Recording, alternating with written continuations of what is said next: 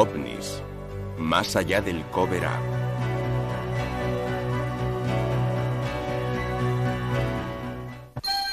A veces pienso en lo rápido que se desvanecerían nuestras diferencias si tuviésemos que afrontar una amenaza foránea procedente de otro mundo. Ronald Reagan. Los ojos eran de forma ovalada, la nariz muy estrecha. La boca y las orejas eran fisuras. No tenían pelo y presentaban una gran cabeza calva.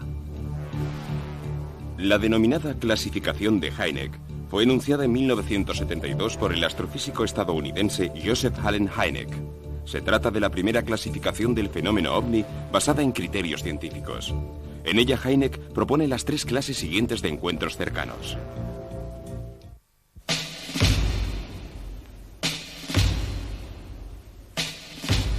Encuentros cercanos del primer tipo, en los cuales el ovni es observado por los testigos a una distancia mínima de 150 metros sin que se produzcan otros efectos. Encuentros cercanos del segundo tipo, en los cuales la observación se acompaña de efectos físicos relevantes en el entorno, las personas o los animales. Encuentros cercanos del tercer tipo, en los cuales se observan entidades animadas de vida en las proximidades del ovni. Encuentros cercanos del cuarto tipo. Esta definición, que no fue propuesta por Hynek, corresponde a los casos de secuestro, a abducciones. Tras los avistamientos de ovnis señalados en Estados Unidos en los últimos 50 años, parece lógico preguntarse por qué no habrán ido nunca a la Casa Blanca. En realidad han ido. El 26 de julio de 1952, la aviación intentó interceptar una docena de ovnis que volaban sobre la Casa Blanca. Al día siguiente, la conferencia de prensa fue el mayor acontecimiento desde la Segunda Guerra Mundial. Hubo declaraciones muy diversas. Los recientes avistamientos no guardan relación alguna con proyectos secretos de ninguna de las bases experimentales de Estados Unidos. Con todos mis respetos por la Fuerza Aérea, algunos aparatos son de origen foráneo.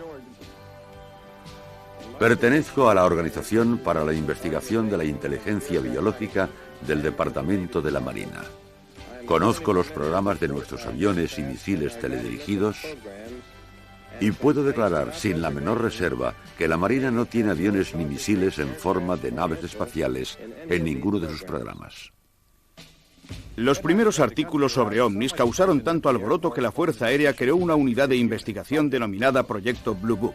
Tenemos con nosotros a 2 coroneles retirados que participaron activamente en aquellas investigaciones. Robert Friend, que fue director del Proyecto Blue Book durante 5 años, y William Coleman, que fue portavoz del Pentágono para la Fuerza Aérea. ¿La Fuerza Aérea ya se había ocupado del fenómeno de los ovnis antes del episodio de la Casa Blanca? Durante la Segunda Guerra Mundial, nuestros pilotos habían visto lo que llamábamos gremlins o Foo Fighters, esferas de fuego que parecían volar al lado de nuestros aviones. Temíamos que fueran armas extranjeras fabricadas para amenazar nuestra seguridad nacional. ¿La Fuerza Aérea intentó alguna vez capturar un ovni? Sí, en 1948 un piloto, Thomas Mantell, se estrelló mientras perseguía un ovni. Este incidente apareció publicado en los periódicos de todo el mundo. Se le dio tanta importancia al incidente porque se pensaba que los ovnis eran de origen extraterrestre. Así es, pero había otros que rechazaban la hipótesis sobre la base de pruebas insuficientes.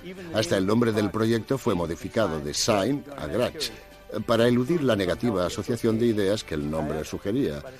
Cuando iniciamos el trabajo, empezamos a tener problemas. Se cuestionaba la forma en que desarrollábamos nuestras investigaciones sobre los ovnis. Estábamos constantemente bajo el control del Congreso de Estados Unidos.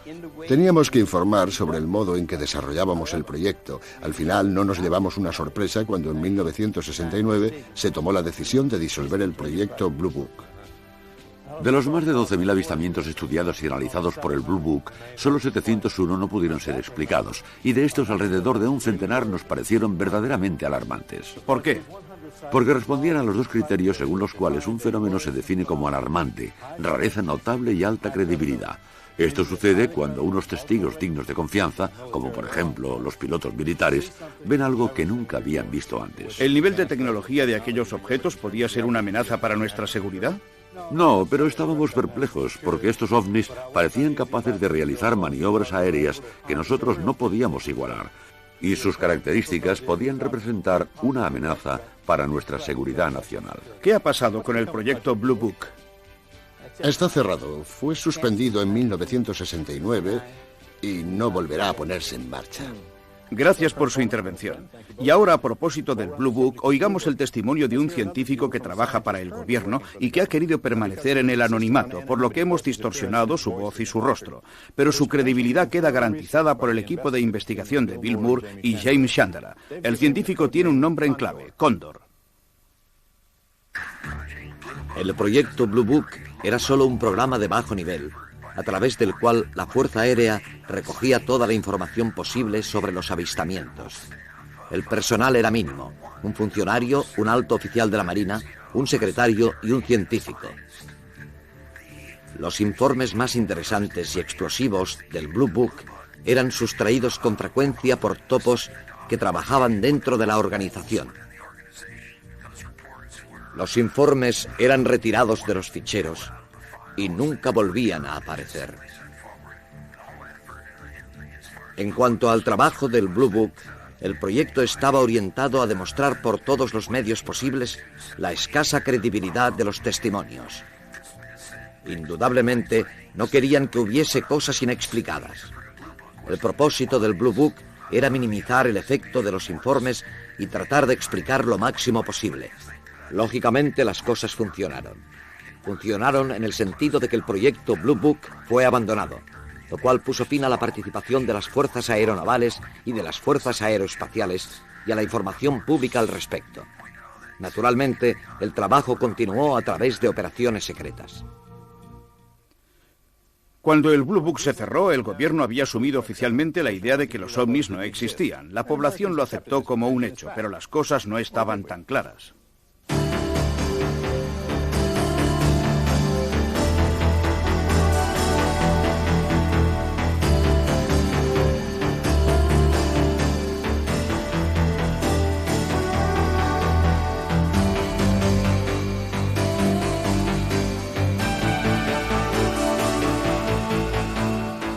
El proyecto Blue Book estudió miles de casos ufológicos.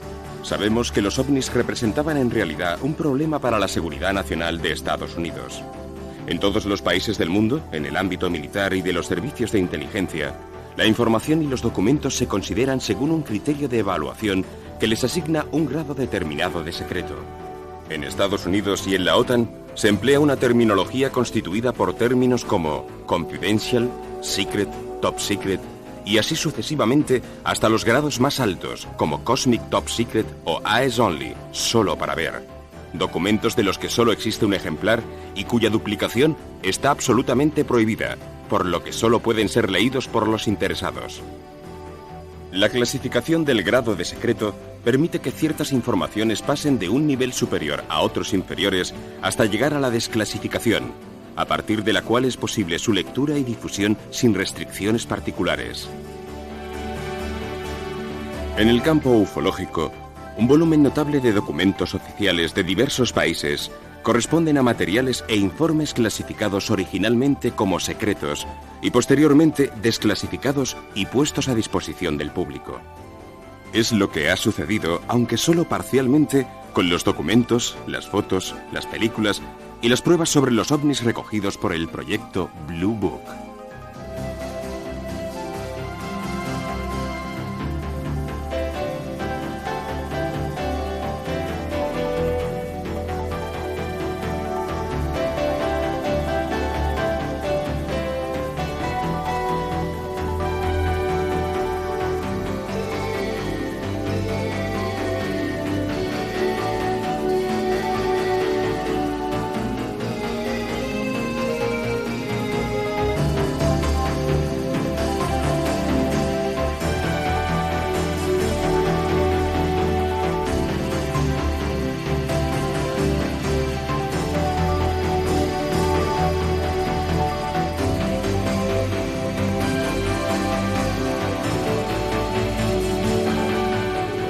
Conozco bien su misión.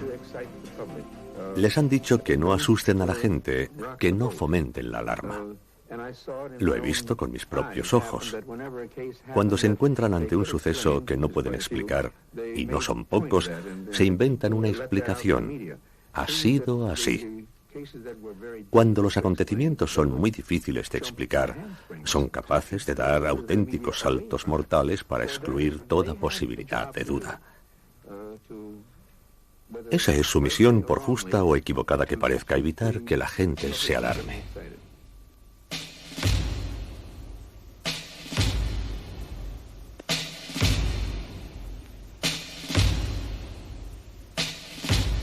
Una de las historias más interesantes para la ufología comenzó en julio de 1947 en Nuevo México. Tenemos con nosotros a Bill Moore, investigador del fenómeno de Roswell, y al físico nuclear Stanton Friedman. Ambos han realizado largas investigaciones sobre este caso. Bill, ¿cuántas personas estuvieron implicadas en el caso?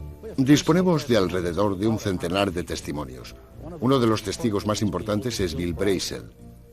El padre de Bill era el administrador de la finca donde se produjo el accidente. Al parecer, un ovni sufrió una avería en la zona como consecuencia de una tormenta. Al día siguiente, Brazel salió a caballo para inspeccionar los daños en la finca y encontró los restos de una astronave esparcidos sobre un radio de casi media milla. Los cadáveres fueron hallados a unas 2 millas del lugar. Un momento, ¿qué cadáveres? Cadáveres de extraterrestres, o si lo prefiere, de entidades biológicas de otro planeta. Según algunos testimonios, no tenían pelo, tenían la cabeza grande y llevaban un traje gris sin costura, semejante a la piel humana. En nuestra opinión, debieron abandonar la nave mediante un dispositivo de eyección. ¿Intervino la Fuerza Aérea para llevarse los cadáveres y practicarles la autopsia? Sí. Esta información me parece preocupante. Dígame la verdad, ¿hasta qué punto todo esto se ha comprobado realmente? Sabemos con certeza que una nave espacial tuvo un accidente. Se encontraron algunos cadáveres que fueron retirados junto con los restos de la nave. Podemos demostrar que la historia fue rápidamente silenciada y clasificada como top secret. Los platillos volantes existen, esa es la verdad. La primera persona enviada por la Fuerza Aérea al lugar del accidente para investigar fue el mayor Jesse Marcel. Hemos localizado al hijo del mayor Marcel, que en la época del accidente tenía 12 años y no ha podido olvidarlo. Bienvenido, señor Marcel. Gracias por estar con nosotros esta noche. Buenas noches. Háblenos de cuando su padre volvió a casa después de visitar el lugar del accidente. Después de inspeccionar el lugar del accidente, mi padre volvió a casa con el coche cargado de restos metálicos. Mi madre y yo pudimos verlos. Entre otras cosas, había un fragmento semejante a una lámina. Era de metal, como el revestimiento de los aviones, pero no se parecía a nada que hubiese visto antes. También había una especie de placa de unos 30 centímetros de ancho y 1 metro de largo, y en la superficie interna había unos símbolos parecidos a los jeroglíficos egipcios. ¿Cómo explicó el accidente la Fuerza Aérea? Dijeron que había caído un globo sonda. ¿Su padre creyó esa versión? No, no se la creyó en absoluto. Estaba convencido de que era un intento de ocultar los hechos. ¿Qué ha pasado con los restos? Los trasladaron y nunca más se ha sabido de ellos. ¿A dónde los llevaron? A una base en Fort Worth, Texas. Doctor Marcel, aunque era muy joven, usted ha visto y tocado personalmente ese material. ¿Qué piensa del caso Roswell? Tuve aquel material en mis propias manos y estoy seguro de que no era algo de este mundo. Lo que pienso es que no estamos solos.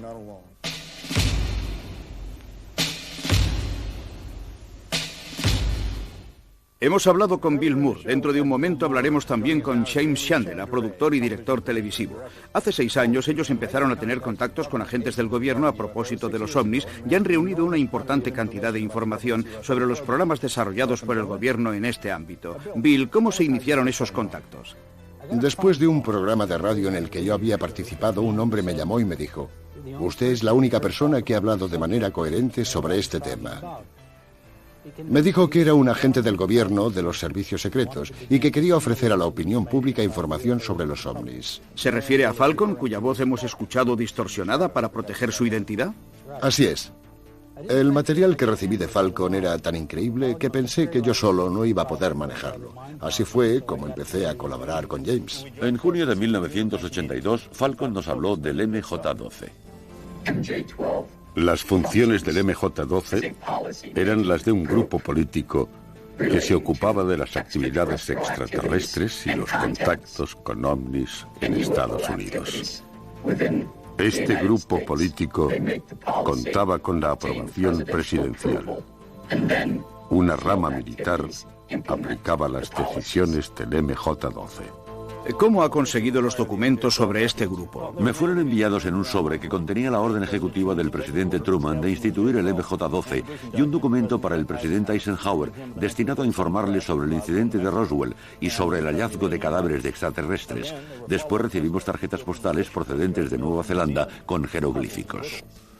Eran algo así como adivinanzas, y resolviendo una de ellas, por ejemplo, llegamos a los archivos oficiales de Sweetland, en Maryland, donde descubrimos y consultamos documentos clasificados como Top Secret. Aquello nos llevó al documento Cutler-Twining.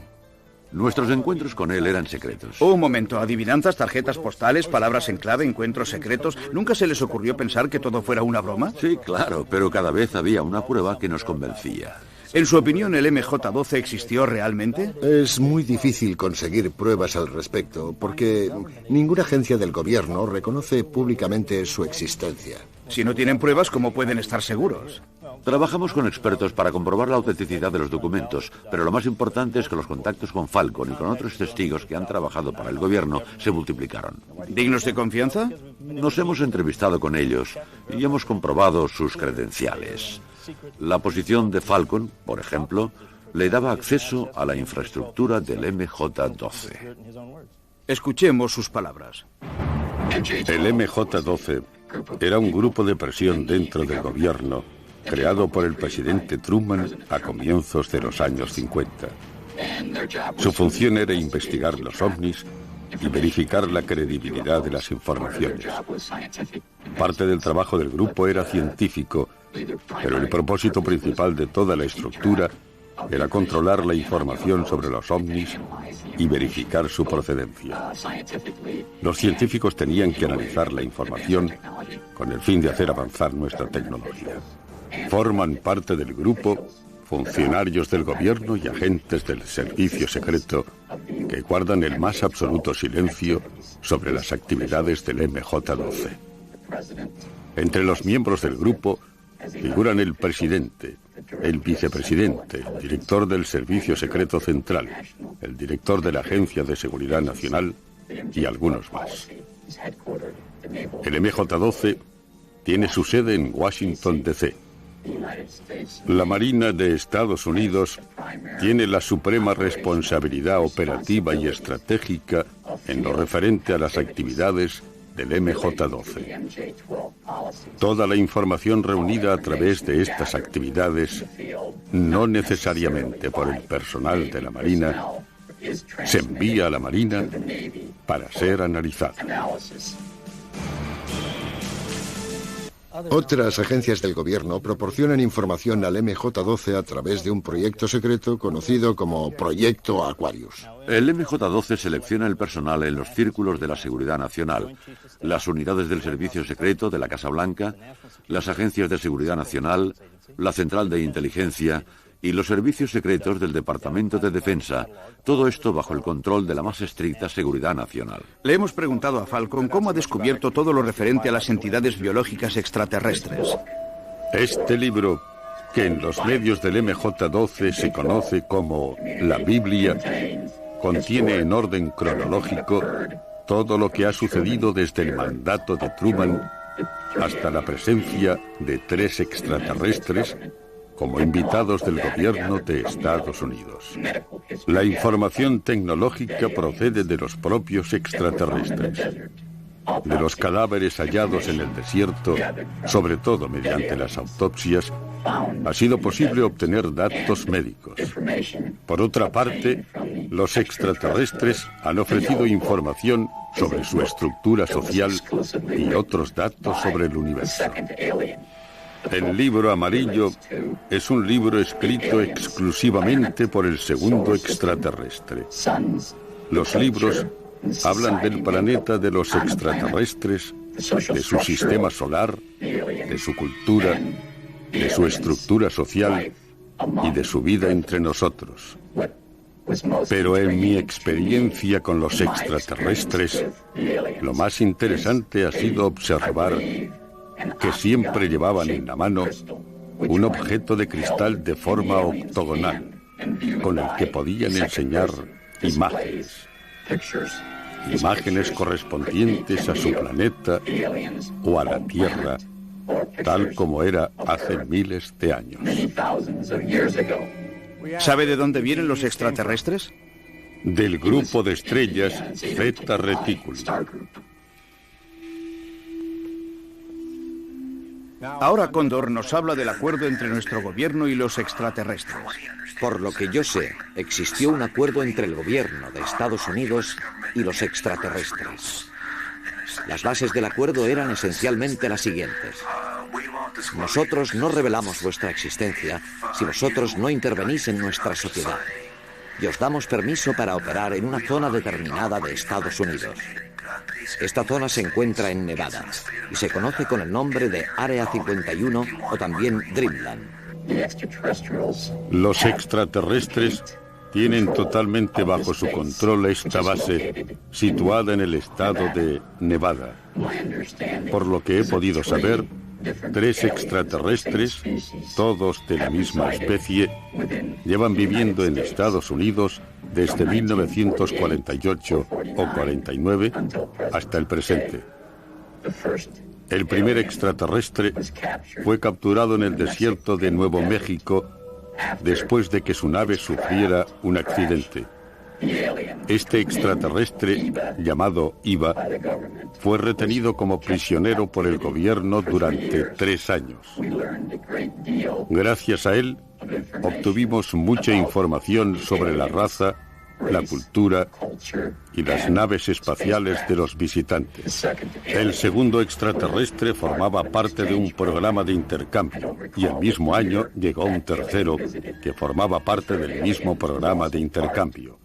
Creo que este último todavía está aquí, huésped del gobierno de Estados Unidos desde 1982. ¿Cómo son los visitantes? Quiero decir, el típico extraterrestre. Son criaturas de 1 metro o 1,25 metros de estatura. Tienen los ojos grandes, se parecen a los de un insecto y tienen párpados internos, probablemente porque sus días son muy luminosos, 3 veces más luminosos que los nuestros. Tienen 2 fisuras, una para la nariz y otra para la boca.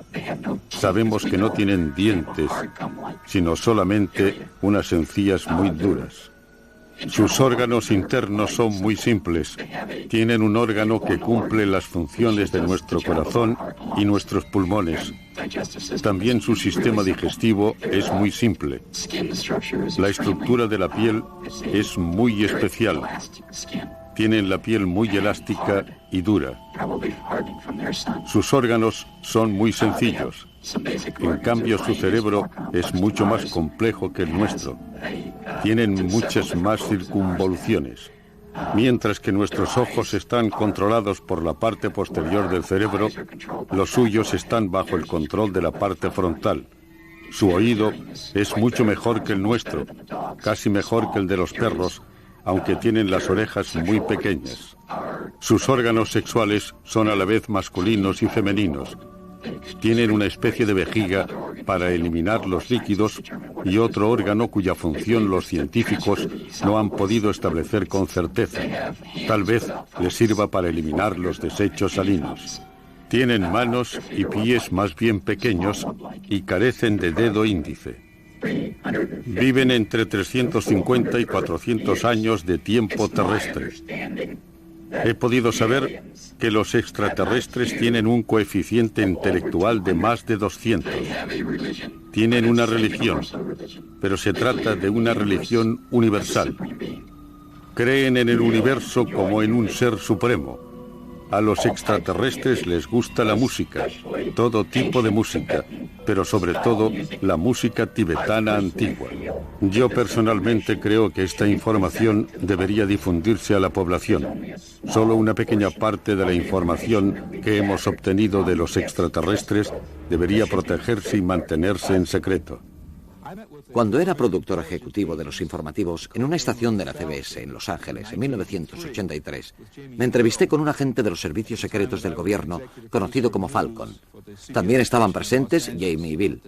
Verificamos sus credenciales, que en ese momento eran auténticas, y cuando volvimos a reunirnos con él en 1987, comprobamos una vez más sus credenciales que seguían siendo auténticas. Fue así como me convencí de que Falcon era realmente quien decía ser.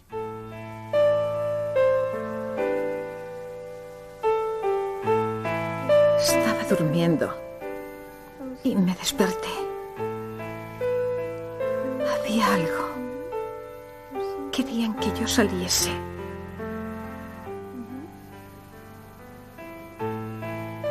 Y yo no sabía cómo hacerlo.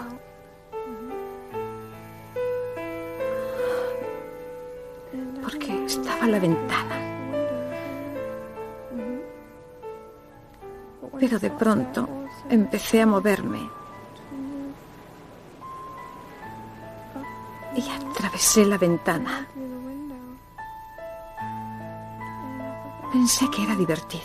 En el 25% de los casos no hay pérdida de memoria. En el 75% restante, las lagunas de memoria parecen causadas por el hecho de que los secuestradores les han inducido un estado de trance.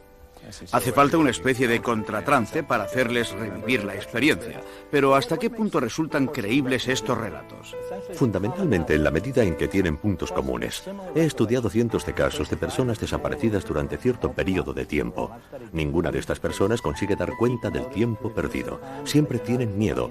La sola idea de recuperar la memoria les produce pánico. Pero después hablan de luces extrañas que siempre describen de la misma forma. Las descripciones de la nave espacial y de sus ocupantes son extraordinariamente coincidentes. Todos cuentan que han sido examinados y siempre más o menos de la misma forma.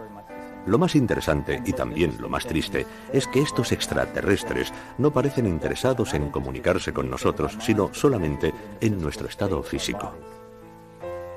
El profesor Hynek, fallecido en 1986, no ha podido ver lo mucho que han aumentado, tanto en Estados Unidos como en el resto del mundo, los casos de secuestro por parte de ovnis o abducciones. Otros investigadores han creado para estos incidentes la nueva categoría de encuentros cercanos del cuarto tipo. En nuestra próxima cita, analizaremos con más detenimiento este apasionante tema.